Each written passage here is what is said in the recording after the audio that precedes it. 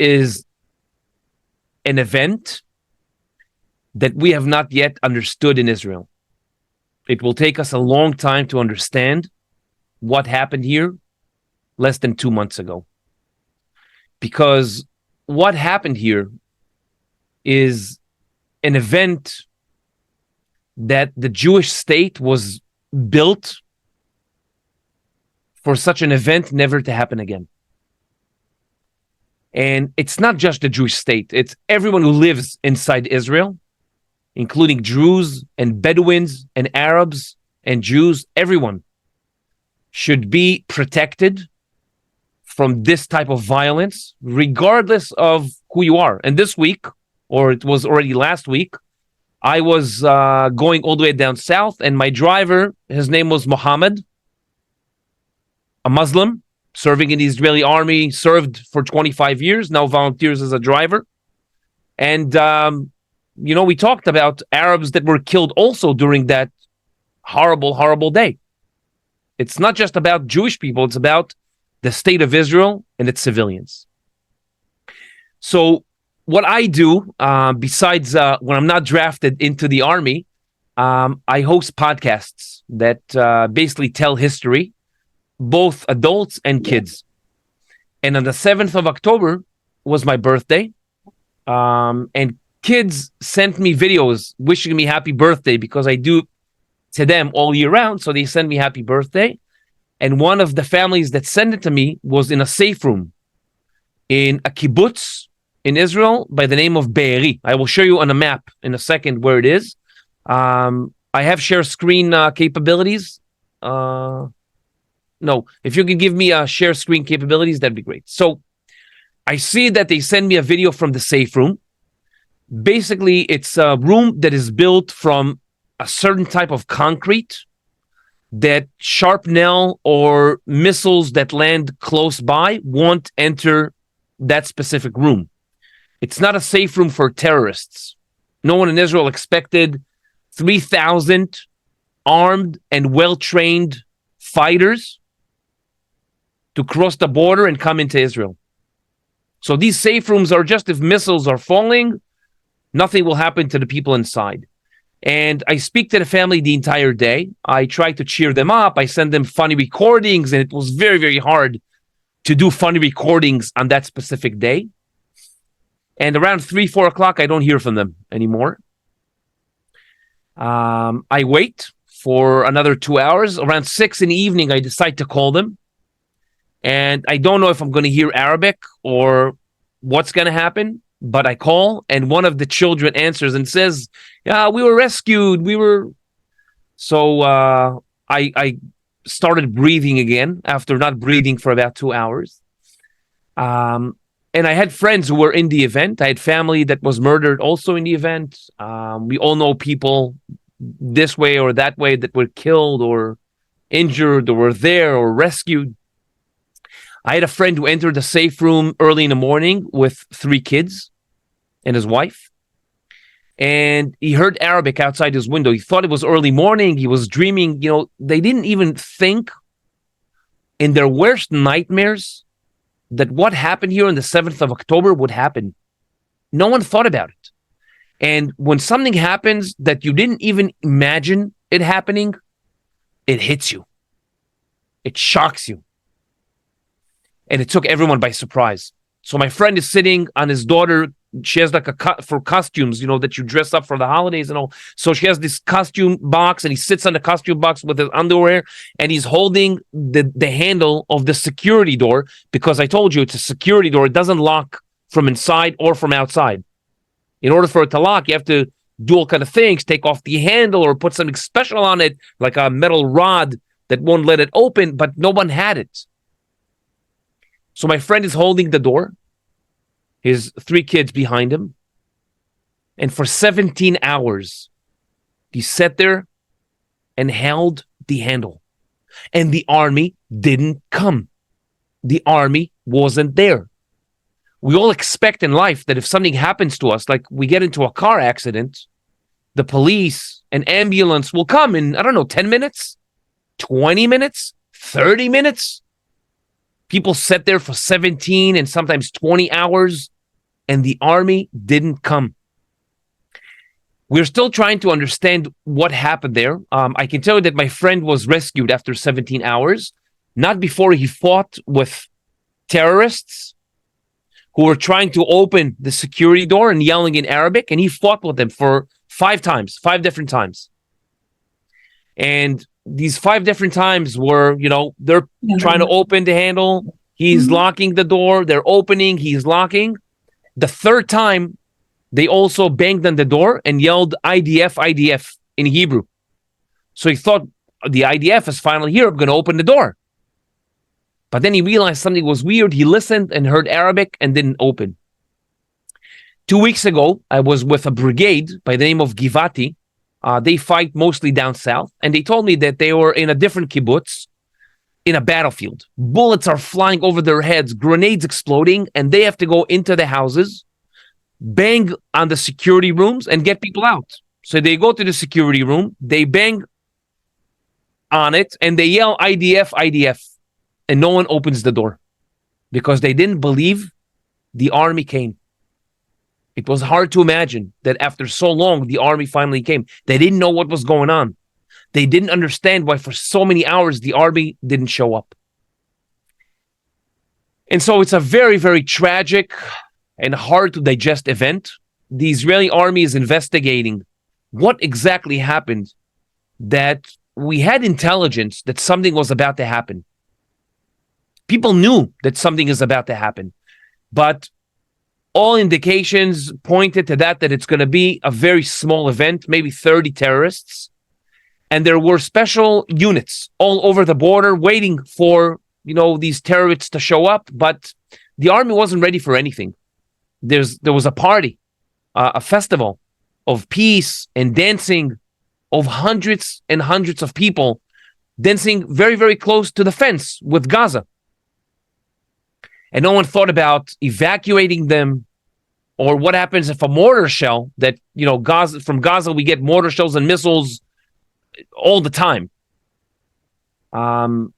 France, during World War II, 19 V2 missiles were shot onto Paris. Israel had like 11,000 this past 2 months. You understand the difference.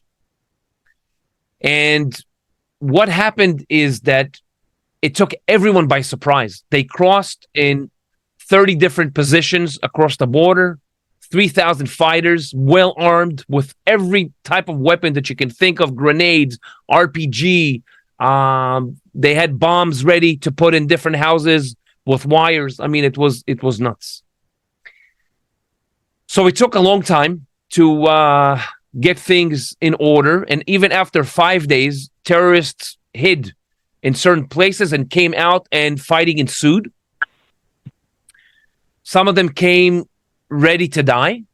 They had all kind of equipment with lots of perfume. And usually in Islam, when someone dies and they're about to go into heaven, they'll basically put perfume all over them so they'll smell nice. And when we saw the cars that the terrorists used, and some of the Qur'ans that I saw, and some of their notebooks, they smelled very heavily from perfume for that reason. So how did this all come about?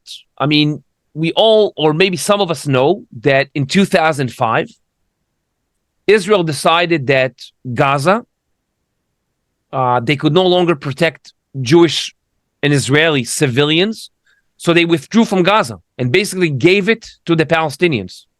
They gave it to them, saying, we had in Oslo Accords, Gaza and Jericho, the first cities that go to people, take it. So how did it come about that if the people of Gaza received full control over Gaza, 20 years later, this horrible terror attack happened that now bring havoc and hell, not just on Israelis, but on the people of Gaza.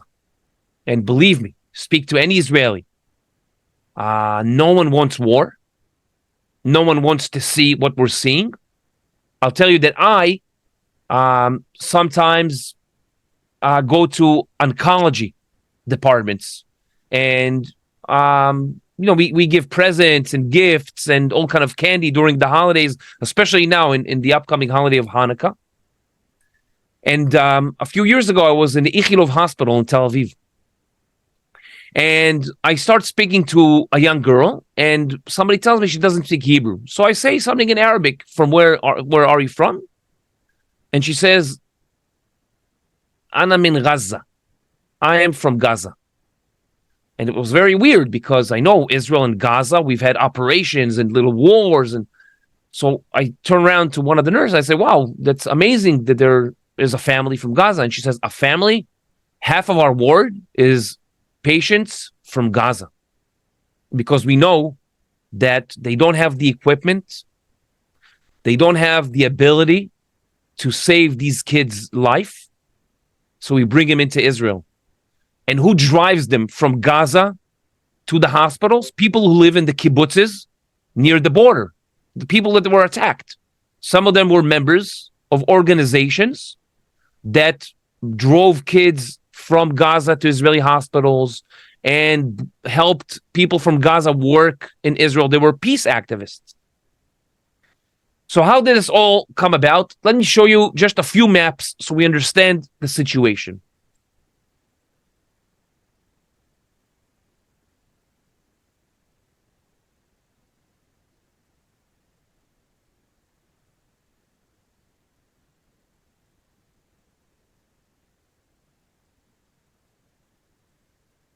So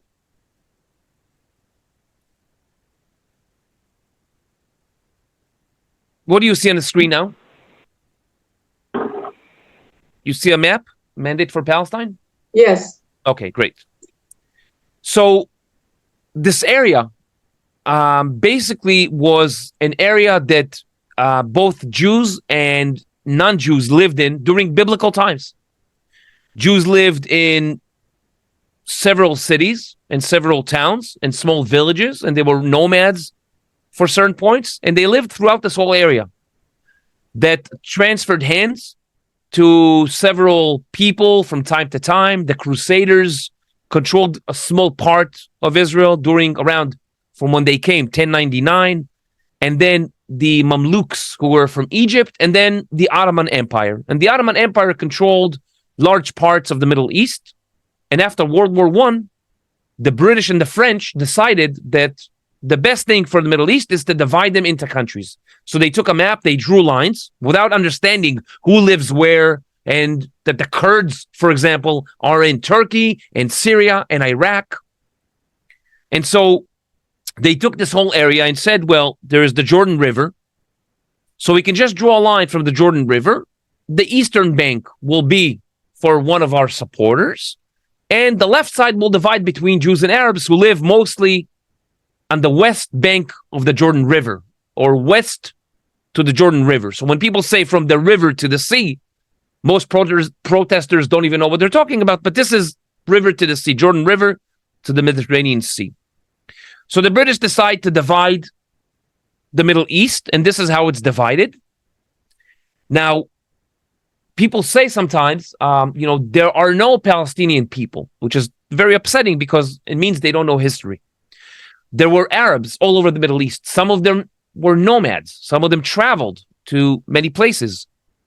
And the Egyptians, around 200 years ago, controlled the land of Israel. So they brought a lot of people from Egypt and Sudan. So they have their own people in the country. The Turks, when they conquered the country, they did the same with their own people.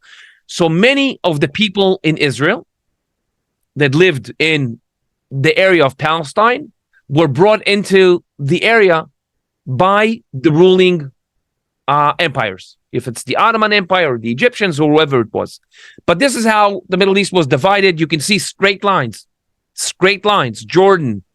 So people who were living, Arabs who were living in the Saudi Arabia area became Saudis. And people around Jordan, they were Arabs. They belonged to a tribe, Hashemite tribe or any other tribe. Now, once the world decided to put them into borders, they became Jordanians and Syrians and Lebanese.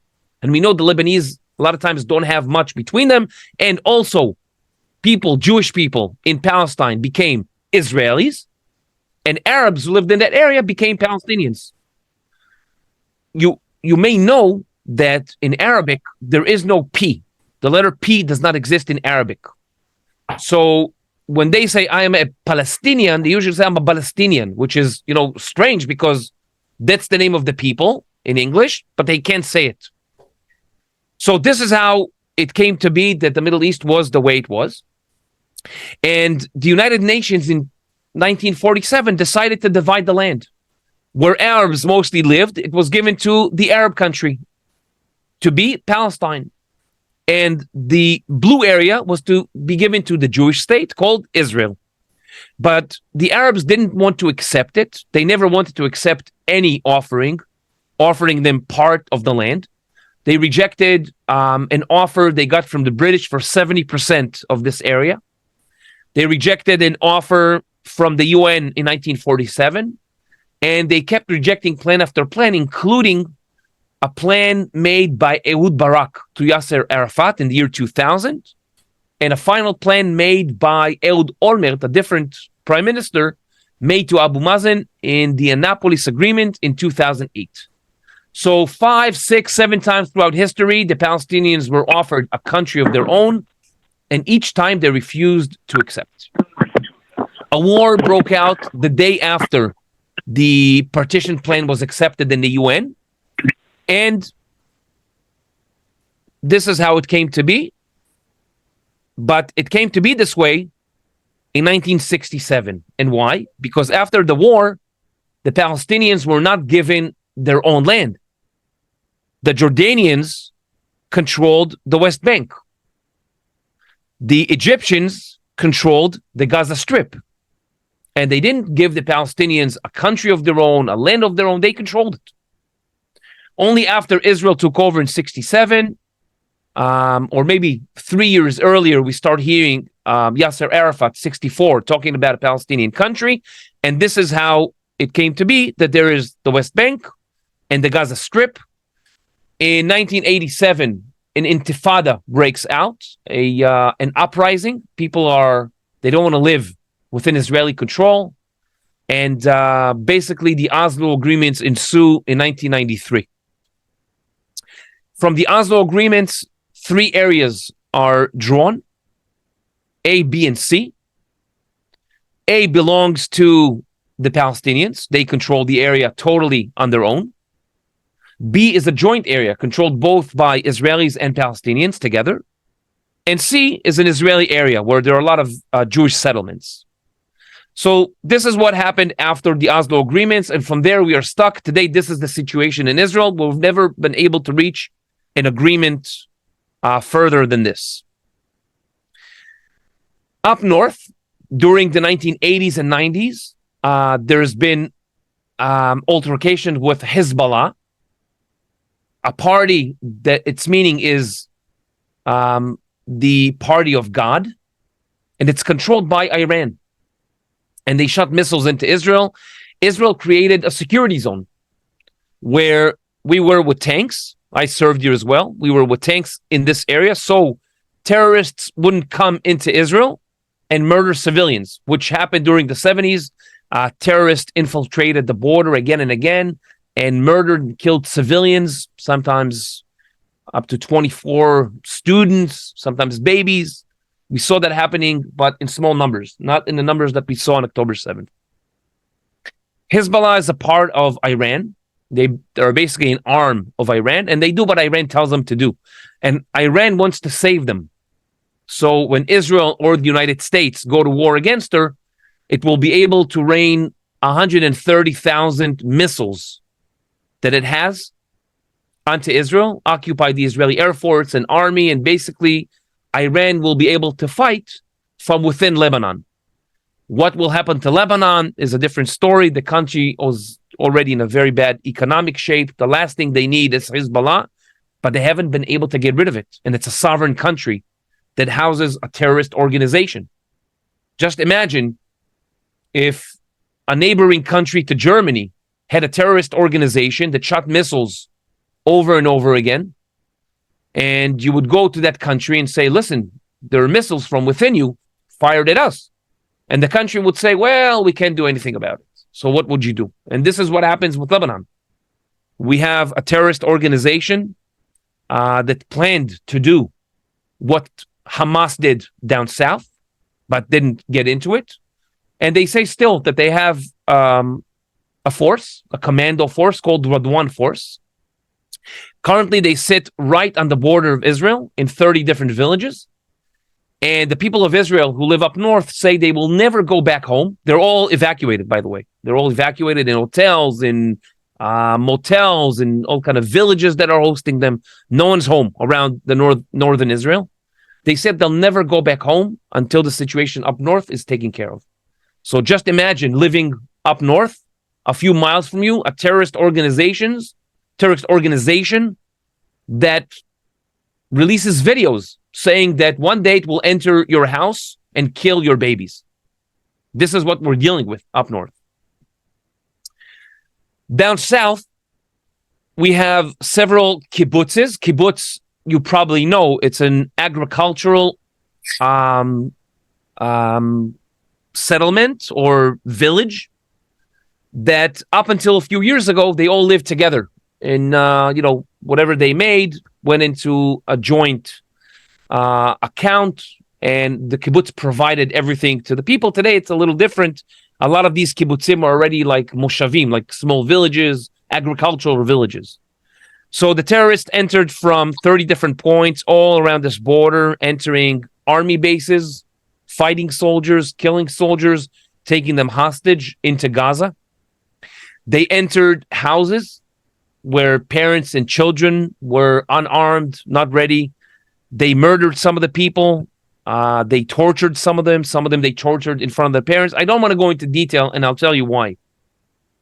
We'll get rid of this. Part of the reason that Hamas used GoPro cameras is to show us what it can do to us. It's a war of perception. It's a war that basically said to Israelis, we can come to Israel at any time and do to you what we did to these people. So it's not a war where a country is going to attack us and annihilate us, but it's a war over perception that a lot of Israelis today don't feel safe to be in their home. I went today to a practice range to get a gun, basically. I got a license, and there were, tens of Israelis there. Everyone is trying to get a gun to protect themselves. It's a terrible thing to live in a society where everyone feels like they need to protect themselves. But that's the event that took place on October 7th. It's very hard to digest what happened there. I can tell you that I sat with units that arrived first to the scene. Some of them basically evacuated. Some of them were medical units that evacuated 600 bodies. And he told me, the worst thing about the whole thing, we didn't open one bandage. He said, where do you have an event with 600 dead people that you don't open a bandage? He said, in some of these places, there was no one to save. They didn't leave anyone injured. And the stories they told me are horrible. They are the worst stories that you can hear, so I won't repeat them. Because I think that there's something about the human existence that we don't need to hear these things. And maybe we read about them in the news, and maybe some people watch videos. I tell them, don't even watch the videos, because just imagining these things is enough.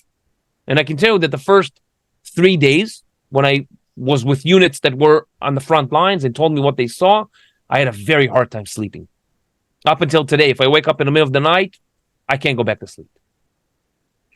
So Israel declared 3 goals. The first was to secure the southern border. It took about 5 days to do it. Fight terrorists. We found terrorists inside Israel a month after this event, hiding in different places. The second was to make sure that Hezbollah or Iran, knowing that Israel is about to go to war against Hamas, they won't intervene.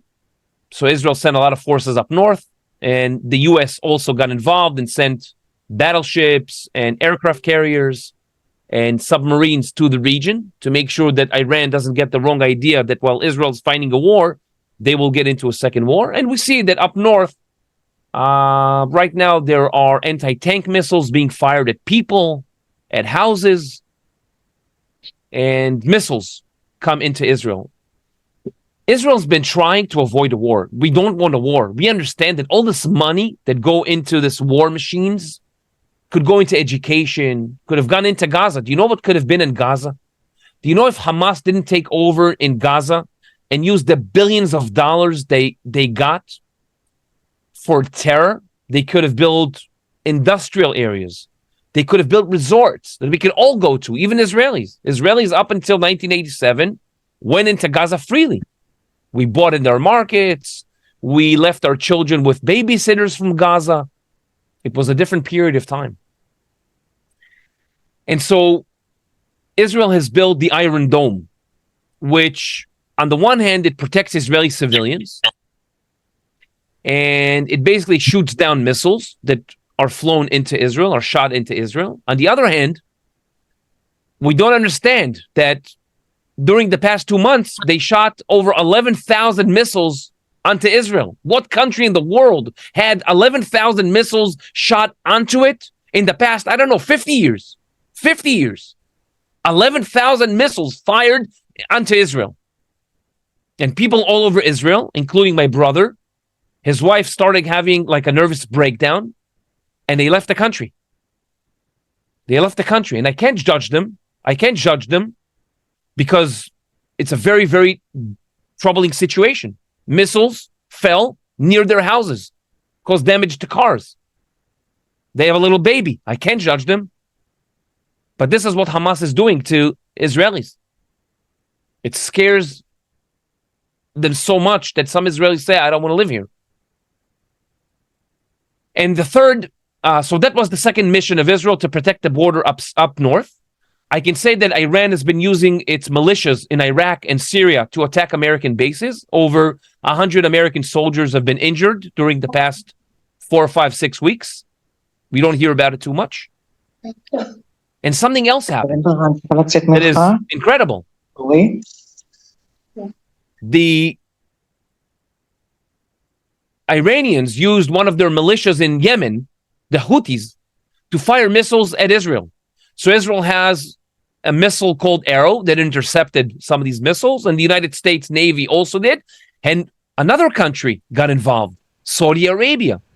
Now, if I told anyone, even people in Israel, 2 months ago, there's going to be a war, this and this many people are going to be kidnapped, and from Yemen, missiles are going to fly into Israel, but don't worry, the Saudis will intercept them. People were going to tell me, listen, you're crazy.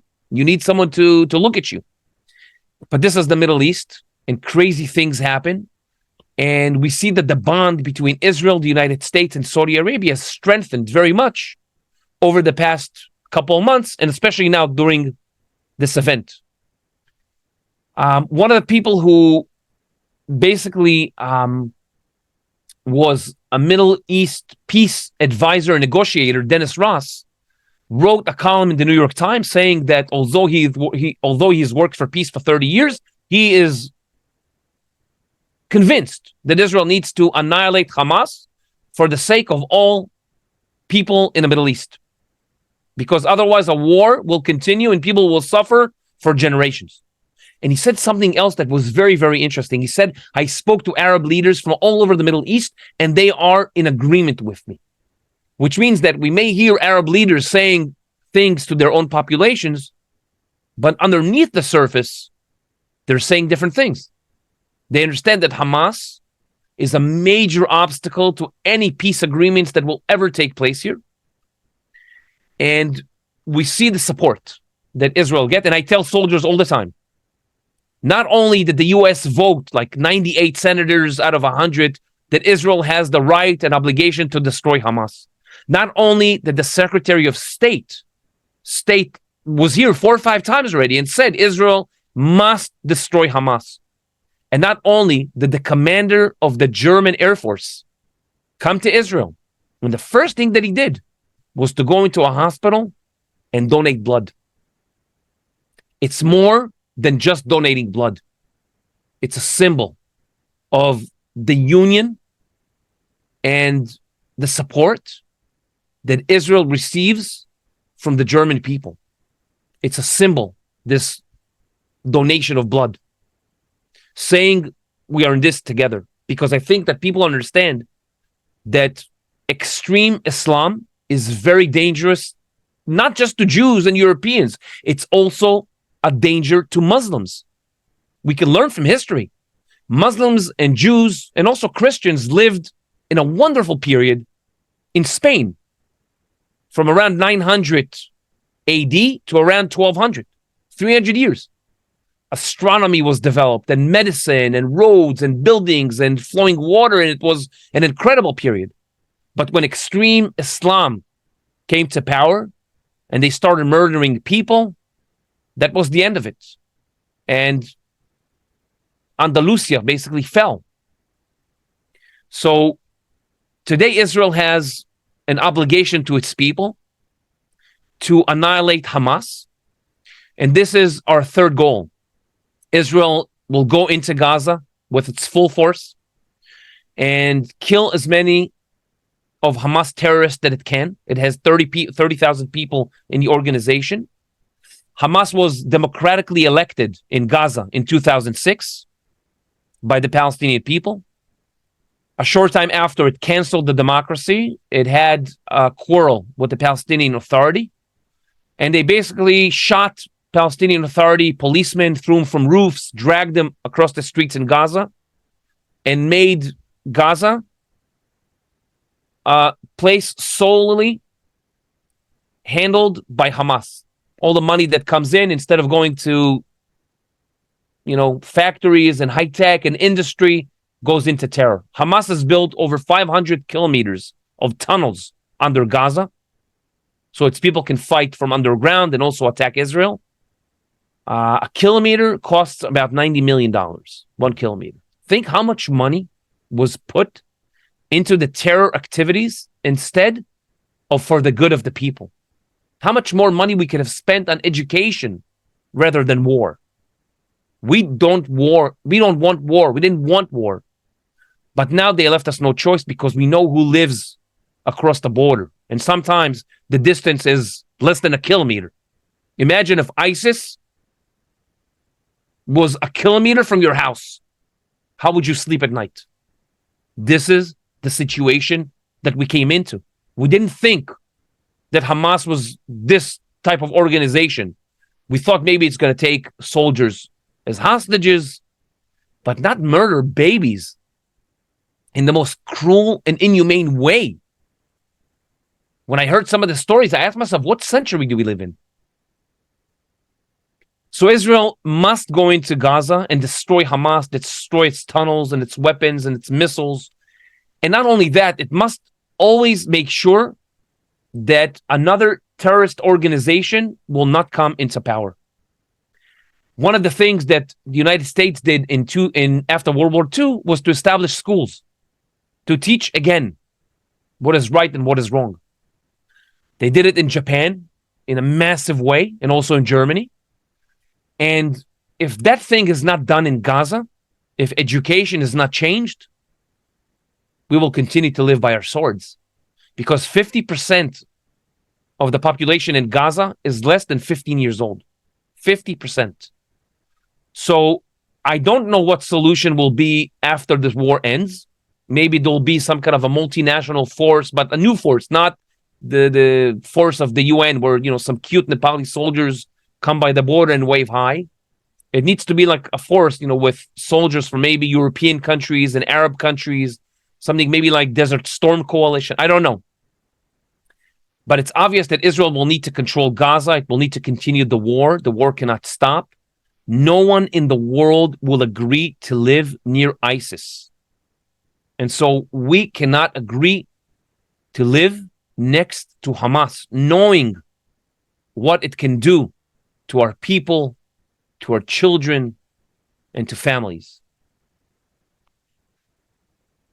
And I want to end and open for questions with 1 or 3 sentences that will say something about hope. The Israeli national anthem is called Hatikva, hope, because we always have to have hope. And in 1973, there was a terrible war here in the Middle East. We fought two countries, Syria and Egypt, and around 2,200 soldiers died in the war in a country of 3 million people. So compared to today, you talk about 7,000 dead. It's a lot of dead soldiers and a lot of broken families that didn't bring their loved ones to burial until sometimes a year later after the war, because it took time to identify the bodies. It's before DNA and, advanced technologies.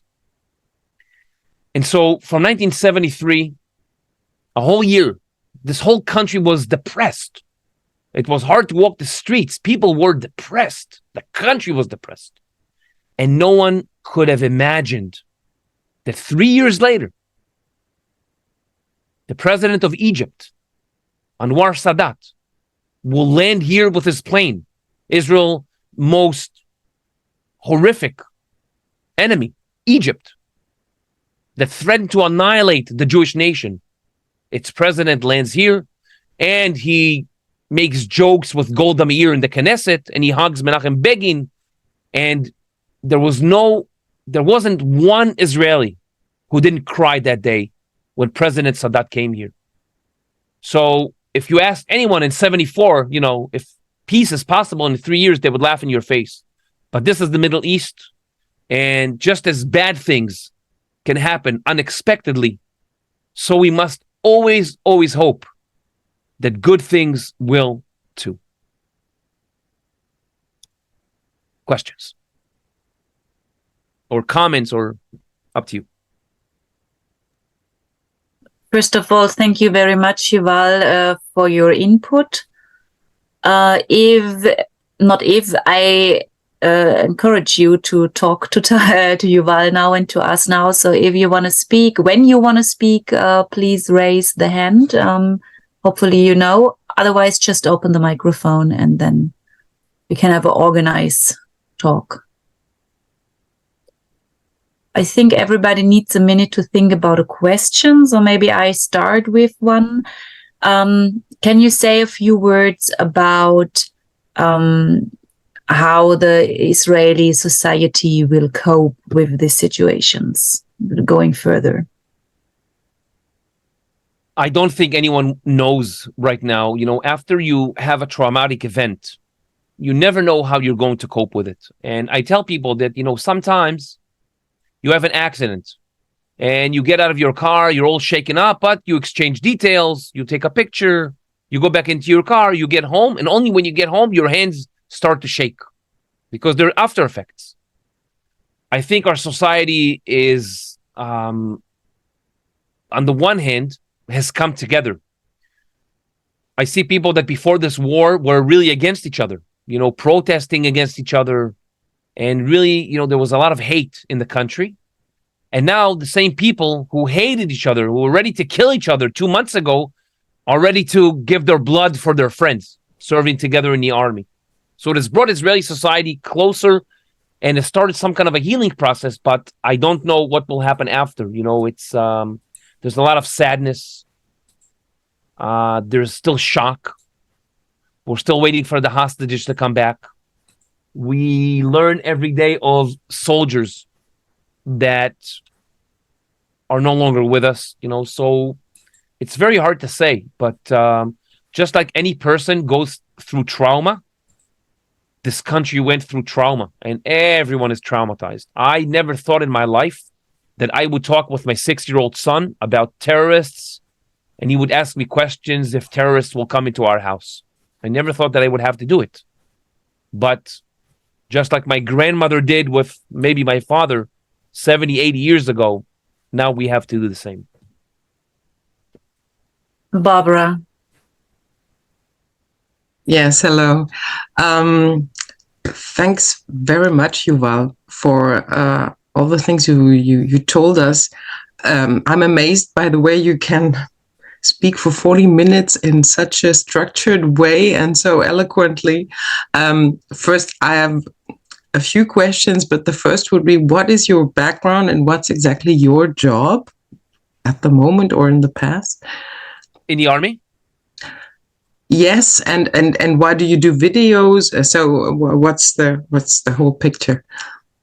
So I was a tank driver in the army on reserve duty. I served in Lebanon, and then after I was on on regular duty, and then on reserve duty for 20 years. And for the past 8 years, I'm with the Education Corps. We have in Israel a corps that is specifically meant for education. So we talk to soldiers about what is going on. We inform them so they don't get the news from all kind of news and TikToks and Instagram. And for the past 2 months, almost, I've been drafted and I talk to soldiers all over the country. And we have talks not only just about what is going on in the war. We also have in Israel something called Toar HaNeshek, which translates into English as purity of arms. So we talk again about when do we open fire and that we don't kill innocent civilians and that we have to be very careful with our weapons. And we talk about it during wartime, So a lot of people, I can tell, get a little upset, but this is what we do. Talks. So kind of codex things. So this is codex and also strength. We strengthen them and explain to them how important their mission is. Okay. All right. And also the question was, what's your real life job? Why are you doing videos and podcasts and you're also on TV? So maybe you can frame it a little bit. And why do you dig so why how come you dig so deep into history and so on? So I love history. And for the past 10 years, I've been doing podcasts that talk about history for organizations like Khan, our Israel's broadcasting network, and also several other organizations. And I have podcasts that deal with wars, some that deal with happy events, podcasts for kids that are funny. But I love teaching history to all levels. And this is what I've been doing in my civilian life for the past 10 years. I can encourage everyone who will come to Israel to invite Yuval to speak about history, Israeli history. He did it for us and it was amazing. So I can just 10 points for that. So now and I would, and if you have a link to post in the chat, that would be great. I have some other questions as well, but perhaps if someone else wants to go on. Kassel has questions.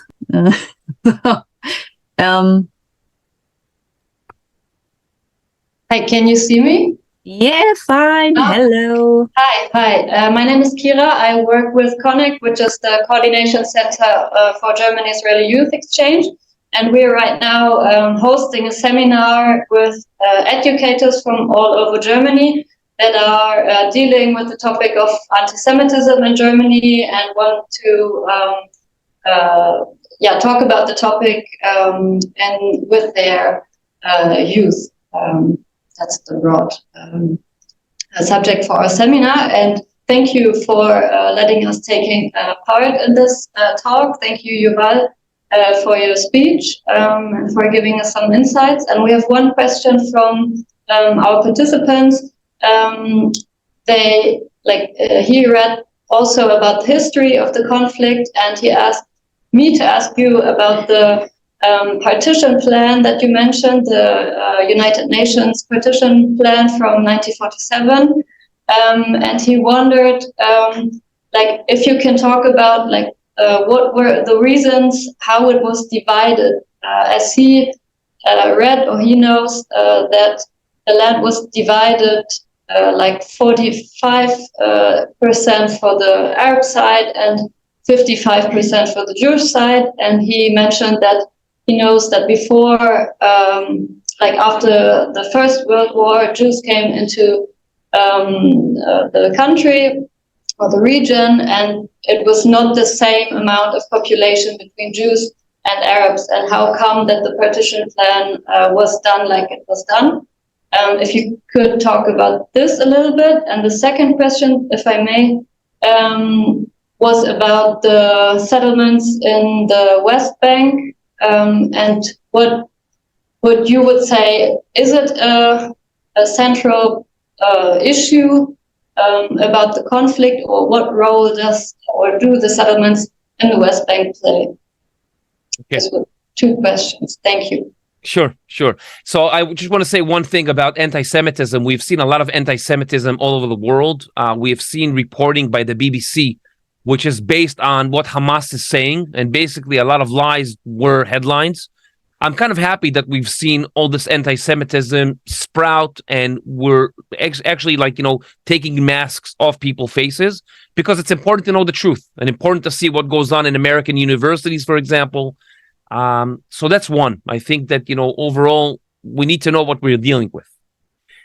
In terms of the partition plan, the United States gave Israel the Negev desert, like a whole vast area of the desert, after it saw that Jewish people were building villages, and they were transferring water onto the desert. And basically, you can see that out of this 55%, a huge chunk is desert, plain desert. So, the Arabs, they at the beginning received 70%. They didn't want it. Then 55 to 45, but 45% is, the areas in Judea and Samaria, which are for agriculture, which have water, which were more developed. So that was the plan of the UN. And that's how the 45-55 came about. You can see that from, basically like Gaza south, it's all desert, like, plain desert. So that's what Israel received. And it took him about 20 years to transfer a water line to the desert. And regarding the second question with settlements, I think that, the problem with settlements have been for a long time viewed as, a problem. And maybe if there were no settlements, it'd be easier to give the Palestinians control of Judea and Samaria. But I think that what happened on October 7th changes everything. I think that even people here in Israel, like me, who were on the left side of the map, and some of my friends who are very leftists, they say today, what if tomorrow we agree that a Palestinian state should exist, and it will be an independent Palestinian state? The day after it receives independence, it will start planning the same massacre as happened down south. So today, a lot of people that I speak with, they say, we will never allow a Palestinian state to come about. And I think what Hamas did is not just killing, Israeli civilians. It really damaged everything about the Middle East, everything about Israeli-Palestinian relations. And Israel is working now in the occupied territories, or Judea and Samaria. And it basically tries to fight terrorists, Hamas terrorists. And we also see in Judea and Samaria this type of violence and mini war that is taking place. So what will come about, I don't know. Currently, there are hundreds of thousands of employees that aren't allowed to come into Israel. I can tell you that I'm building a house these days, and for 2 months, there have been no employees because they all come from the territories, the West Bank, and no one knows when they'll be able to come again to Israel. And there's a lot of pressure there because they haven't been getting salaries for 2 months. Maybe they won't be getting salaries for, 4 or 5 months. It's very painful for me because these people, I with them every day for the past 6 months. We become friends. We sit and eat lunch together. We talk. It's very difficult to see that situation. But that's always the problem with extremists. They damage relations between the normal people. And that's why we have to eradicate them. We have to fight them for the normal people on both sides.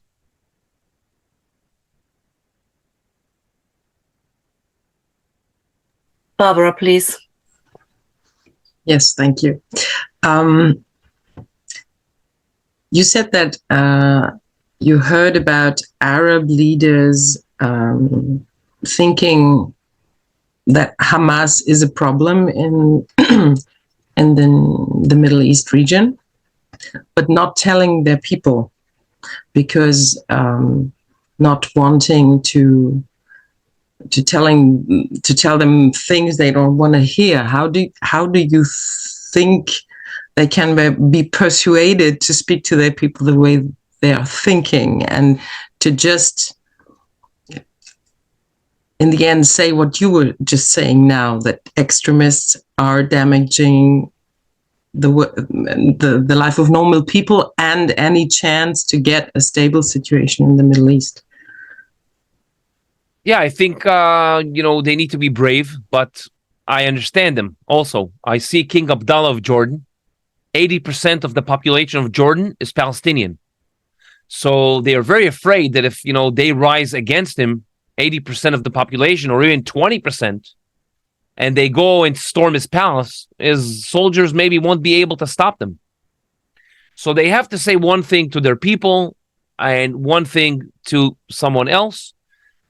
But it's also fueled from, their stations, TV stations like Al Jazeera, that is funded by Qatar, that show one side of the conflict.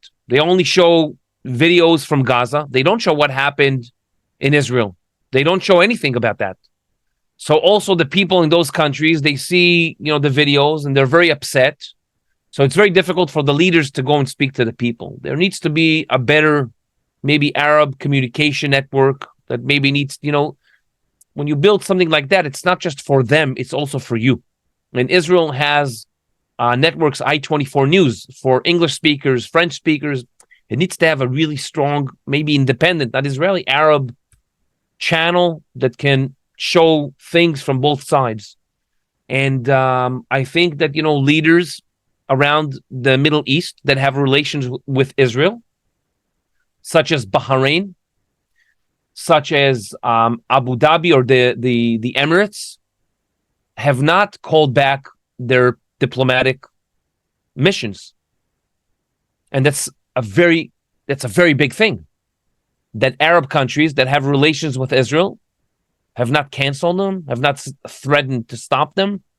And it's a sign that basically tells the people of Gaza, you want peace in Gaza, you want to live in prosperity, stop believing the lies of Hamas. You have to do also something on your own, because at the end, it has to come from within. It has to come from within. Getting rid of a terrorist organization, it's only the people that will get rid of it. And, how much can you suffer before you understand that these people are causing you damage? Today, we see a few videos online of people from Gaza saying, Hamas says we won the war, and they show the destruction of Gaza. And they say, what kind of a win is this? So we start to hear more and more voices, but they need to be stronger and stronger and louder. Thanks. I have another question. We were talking about Gaza and Hamas, and I didn't know that so far until Moore educated me a few days ago, or yesterday, about the mother who gave birth as a hostage is not in the hand of the Hamas, but on another terrorist organization. I didn't know anything about that so far, so maybe you can tell a little bit about that. So when Hamas went into Israel, it was by surprise, complete surprise. They managed to go under the radar, even of Israeli intelligence that is supposed to be very, very strong. And once Hamas came into Israel, they started broadcasting on TV that the gates are open, the defense is down. So after them came another terrorist organization, the Islamic Jihad, which is funded by Iran. And after them came civilians, because I told you the distance between the border is very, very close. So civilians also came in and took hostages. And Islamic Jihad took hostages, and Hamas. So Israeli hostages are held by different organizations. Some of them are held by civilians. I'm not sure if maybe the hostages that were held by civilians were already given to Hamas or the Islamic Jihad, but both organizations have said that they have hostages in their hands, including still small children that were 50 days in a dark tunnel underground, sometimes forced to watch horrific things on TV, tortured. These bastards tortured even little kids. So Israel's trying to find out where everyone is, who's alive, who's dead. We haven't gotten a list. The Red Cross, for the first 30 days did nothing, basically. Now they're helping, they're transferring, but there's also a lot of anger in Israel on the Red Cross, how, and I think when you fight a terrorist organizations, you have to change the rules of the game. It's not the same anymore. It's not like you have two countries who abide by the Geneva Convention, the Hague. When an organization commits war crimes, how do you fight it? Maybe the whole paradigm has to shift. I don't know. But it's not two countries fighting each other. So we don't know where all the hostages are. We know that some of them needed medication. They didn't receive it. We know that we had a soldier in captivity, Gilad Shalit, a few years ago, didn't receive glasses for years. He was without his glasses, couldn't see anything. So this is a terrorist organization,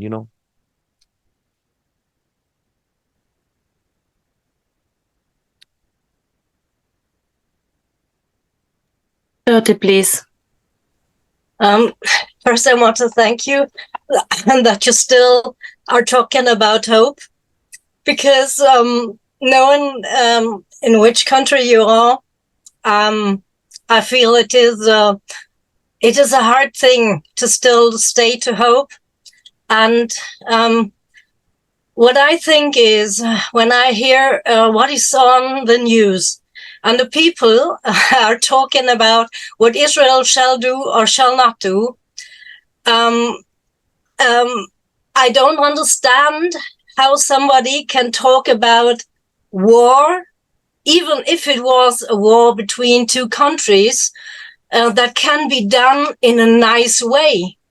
War is always a horrible thing. It's always brutal, and it's always to have a goal, to be in the power, and to be the one who is the good in the end. And now, in this extreme thing, where it is not just two countries, but a country and terrorists, it's even worse. And at the same time, I'm under 50, and I talked to my mother and said, where did I get all the knowledge about Judaism, about what happened in the Shoah and everything? I said, I don't remember that we heard it in school. And my mother said, you're right.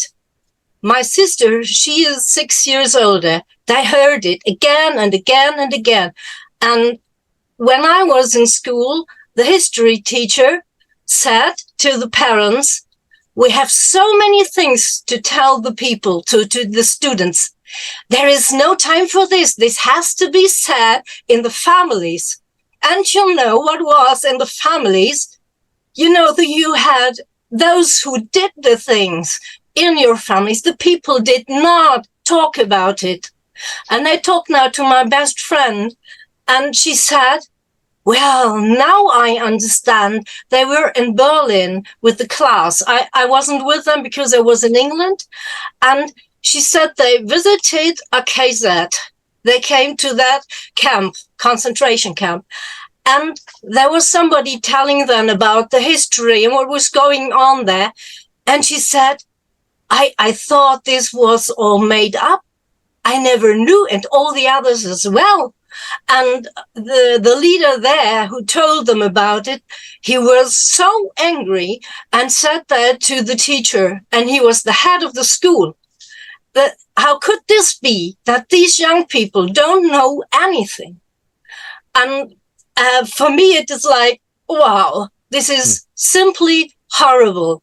Simply horrible, because people think that things were talked about, that the people know anything. They don't know anything. Most of the people, and most of them don't want to know anything. And now talking about Israel and telling them what to do, this is, oh no. Yeah, I think the good thing is today we have internet and we have, TikToks, and people will be able to see. Sometimes when I talk to soldiers, not during the war, but before, I show them TikToks that come from Gaza. So they'll see that there are, it's not just terrorists. There are also people living there, and civilians and kids and girls who want to go to the mall to buy shoes. And they're so happy when they buy a new dress. And we show them that there are people on the other side that want to live, that want to have a good life. And not everyone, across the fence is a terrorist. But that's education is really important. I hope that one day using the internet we'll be able to make a difference. Yeah, and I think, a long time ago, I read this Exodus from Leon Uris and the book, and it says so much about how Israel was founded, and also about the people, that it's always about power. In the beginning, they worked together, they helped each other. Yeah. Those who came from Russia, I think the first came from Russia, they were hand workers, and they helped the Arabs and the poor people, and they worked together. And then those above them, the leaders of the Arabs, said, oh, they are going to know something, our folks, and then they are asking questions, and so on and so on. And so they came there and told the people, oh, the Jews are so bad, and so on. And these are things most people don't know. It's like waves. Sometimes people come together, and sometimes there are a lot of people who want to work together, and then it works for a while, and then comes the next one with power and money and tells the people, especially if from the other side there are idiots. Yeah. Dörte, I'm very sorry. I'm very sorry to interrupt, but we have Yuval only for a few minutes longer, and we have another question. So please, Kira, Simon. I feel like we are in the Eurovision, and now she's going to tell me how many points I got. 12 points. But I mean, we already asked questions. So if anyone other than us has questions, please. We don't want to take all. No, go ahead. Go ahead. So we had a question concerning the Palestinian or Muslim and Jewish-Israeli relationship, maybe also within Israel. Can you talk about had it changed the event? Did the events change the inner Israeli, Palestinian-Israeli or Palestinian-Jewish relations? And what is the perspective in Israel on the situation in Gaza and what's happening? Like you talked about that people are suffering there also. You said something about it, but maybe there's something you want to add. What is talked about in Israel? Yeah, so thank you for the question. In Israel, out of 9 million people, 2 million are Arabs. And Arab communities have had problems of their own, including violence and lots of guns and weapons and violence against women. Over 200 women were murdered in Arab society for the past year, during the past year. So they have had issues that they are dealing with. During this conflict, there were no altercations. I think that the Arabs of Israel saw the pain and the horrific events that took place down south. And even though it's very difficult to be an Arab in Israel, because you may have family in the West Bank and in Gaza, and yet you work with Israelis and Jewish people, it's very, very difficult.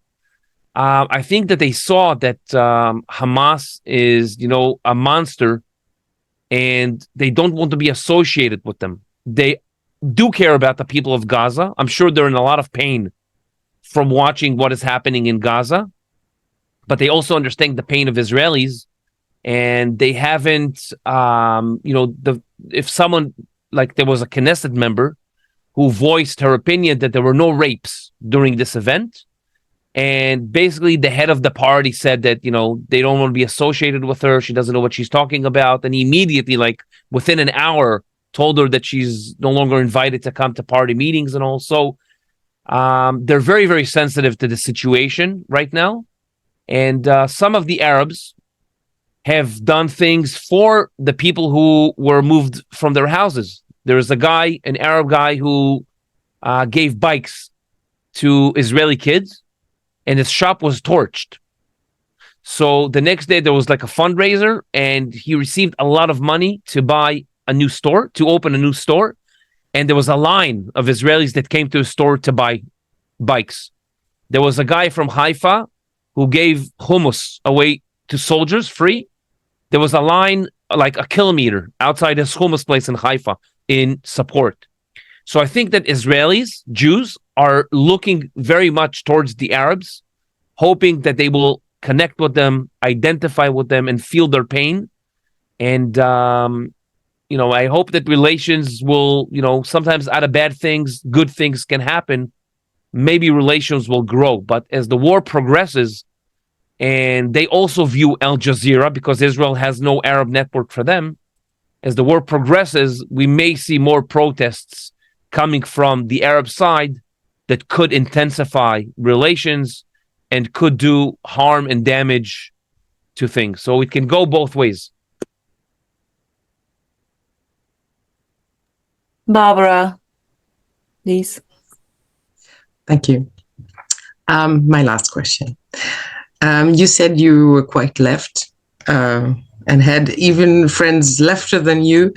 How do you think the events of October 7th will influence the perception by the Israeli people of the extreme right politicians in the government, or of the government as a whole? And yeah.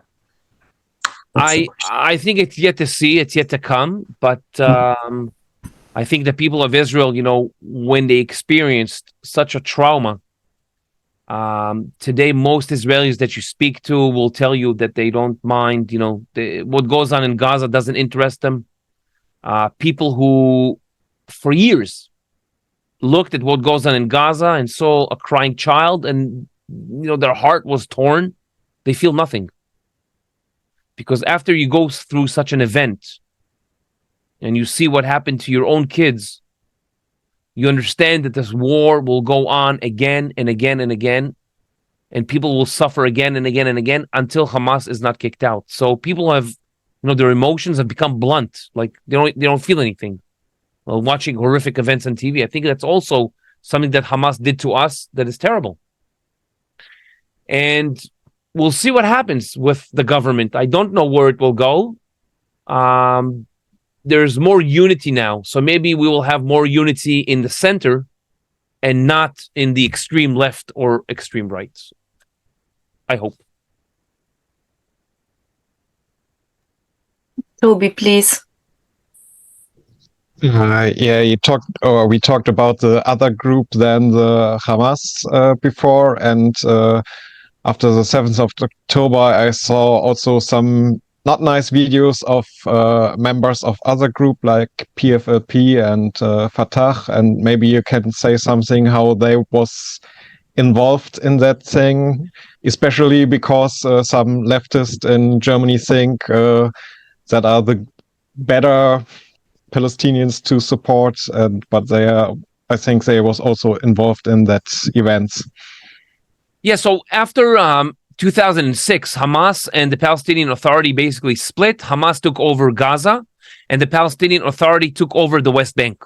And they've been running it very poorly. They haven't been able to set up their own infrastructure.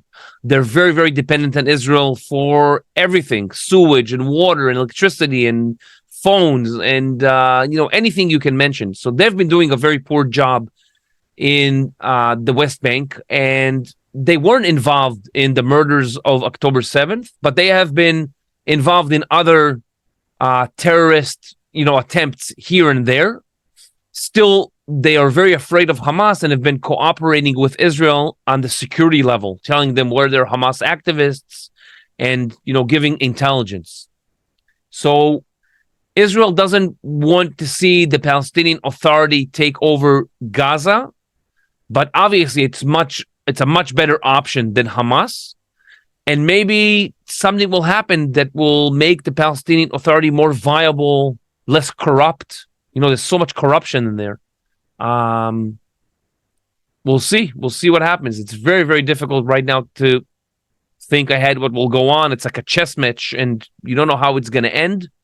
But hopefully there's going to be some new organization that is able to really bring the Palestinians forward. And before even we talk about a state of their own and everything, first, the quality of life, not living inside a war zone. That's the first thing that needs to be done. And hopefully with the help of Arab countries, maybe Saudi Arabia, maybe that thing can happen now.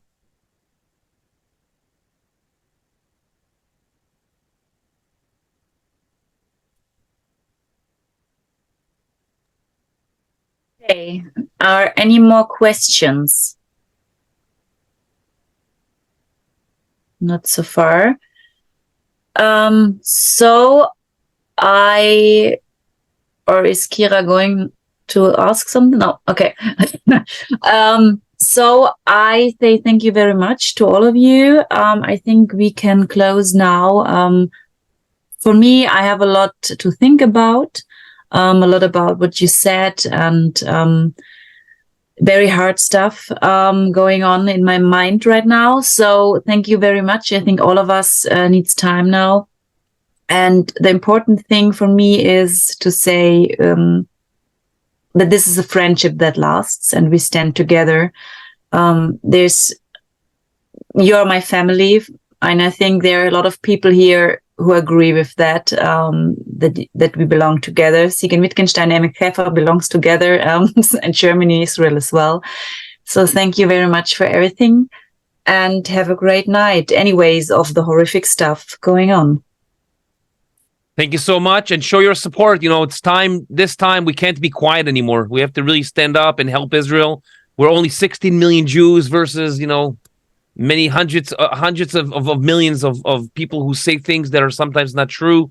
So all your support is very, very much appreciated. And I think that we all know that friends are really counted in difficult times. So thank you so much for your support. We really appreciate it. Thank you very much, guys. Thank you, Yuval. Thank you. Thanks a lot, Yuval. Bye-bye.